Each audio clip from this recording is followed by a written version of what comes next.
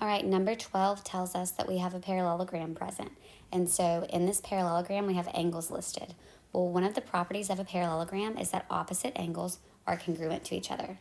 So this is for y, and then this one is 5x. So setting those equal, while mathematically that will be true, I'm not actually going to be able to solve for either of those variables because we have a y on one side of the equal sign and we have an x on the other side. So since there are two variables, I'm not going to be able to set that set of opposite angles equal. So let's check the other one. This 2y is going to be congruent to this green x. Again, if I set 2y equal to x, I still have two variables, so that does not help me solve for x and for y. So what can I do? What I do when I get into the situation is I find my variables that are the same, and I ask myself, what is the relationship between those two expressions where they're located? So I have a 4y and I have a 2y. So what is the relationship between these two angles, this green angle and this yellow angle? Another property of a parallelogram that we know about angles is that the consecutive angles are supplementary. Those are same side interior angles, so I can take 4y plus 2y and I can add them up to 180.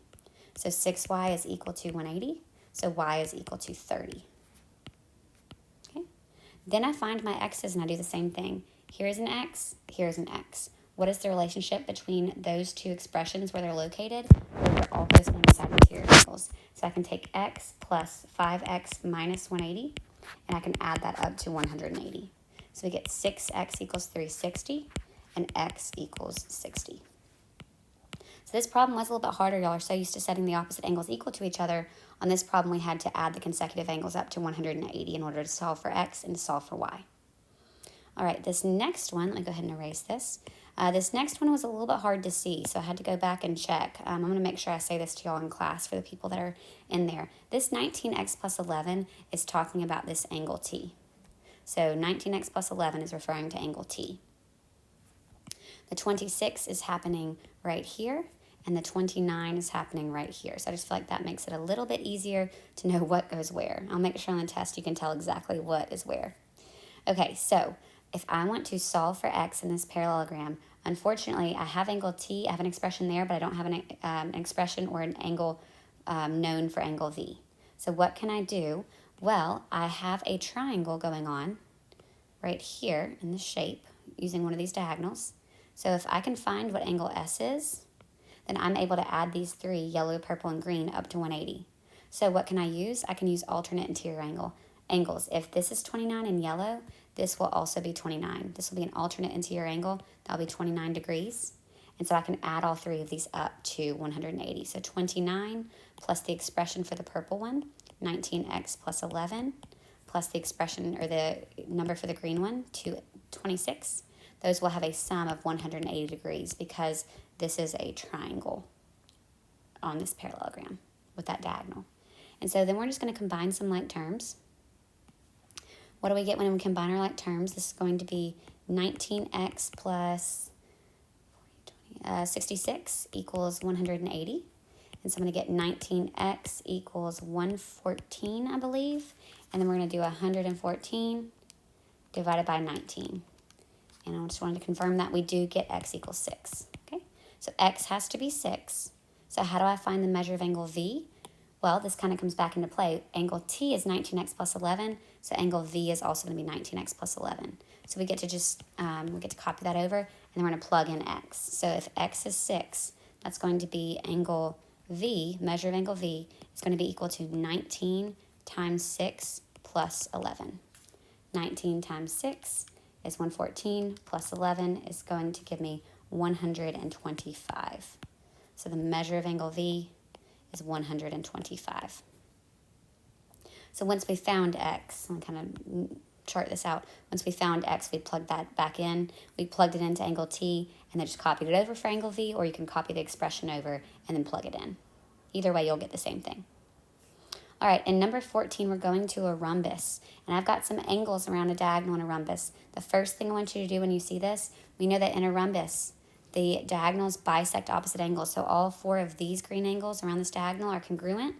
And then we still know that since it's a parallelogram, opposite angles are still congruent. So what is the measure of angle 1? Well, let's go ahead and copy the 54 where else it goes. All of these are going to be 54 degrees. Okay, so angle 2 is 54 degrees. Angle 3 is 54 degrees. So how does that help me find the measure of angle 1? Well, I know that this is an isosceles triangle on top of this shape. So I can take 180 and I could subtract 54 twice. And that is going to give me, let's see, 180 minus 54, so that's 108. It's going to give me 72 degrees. So angle 1 is going to be 72 degrees. If that is 72 degrees, I can also copy that here, 72 degrees. Okay, so angle 4 is also 72 degrees. All right, so let's keep moving. That was our rhombus. Just keep in mind that for a rhombus, the diagonals bisect the opposite angles. So 54, 54, 54, 54. If I were to have drawn in, I just want to show you this. If I were to have drawn this in, that would have been 72 divided by 2 would be 36. And so 36 would live here and here, and the diagonals of a rhombus are perpendicular, so that would make those 4 individual right triangles. So that would be another way that you could do this problem. Okay, so let's go to our another rhombus.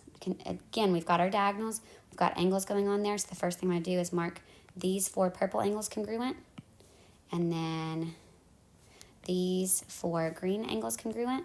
And just like I mentioned before, the diagonals of a rhombus are always going to be perpendicular to each other. That's one of our properties. So what is angle 2? Immediately I know that that's 90 degrees. Okay, I have 4. Why does this help me? Why do I always copy that on there first? Because these are just right triangles. This is 4 congruent right triangles. So how do I find what the purple angle is? I'm going to do 180 minus 90 minus 20. That is going to give me 70 degrees for angle 1. That purple angle is going to be 70 degrees. Well, if that's 70 degrees, angle 3 is 70 degrees, and angle 4 is 70 degrees. All right, what about number 16, the square?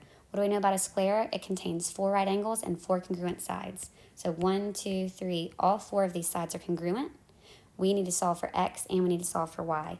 So I'm going to find my expressions that have an x in it.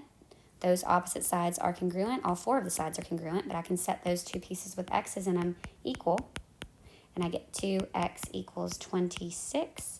So x is equal to 13. I also know when I want to solve for y, here's my expression. I could just plug it in, but I'm going to do 5y minus 15 equals 3y plus 3. I get 2y equals 18, so y equals 9. Y equals 9. So x is 13 and y is 9. All right, let's move on to our rectangles. I'm going to go ahead and go on to number 17. Remember, in a rectangle, it contains 4 right angles. So anytime I see the word rectangle, I'm going to go ahead and draw in those 4 right angles. It wants to know, it says the measure of BCA is 66 degrees. So B to C to A, that's this angle right here. This angle is 66 degrees. Okay, so it wants to know what are the other angles. So I'm actually going to clean this up a little bit. BCA is 66, and then that is my green angle. That's still the 90 degree. So that little piece is 66. What can I do in a rectangle? I know that these 4 angles are going to be congruent. 1, 2, 3, 4. There's my congruent triangles. I know that the yellow angles are going to be congruent to each other. 1, 2, 3, 4.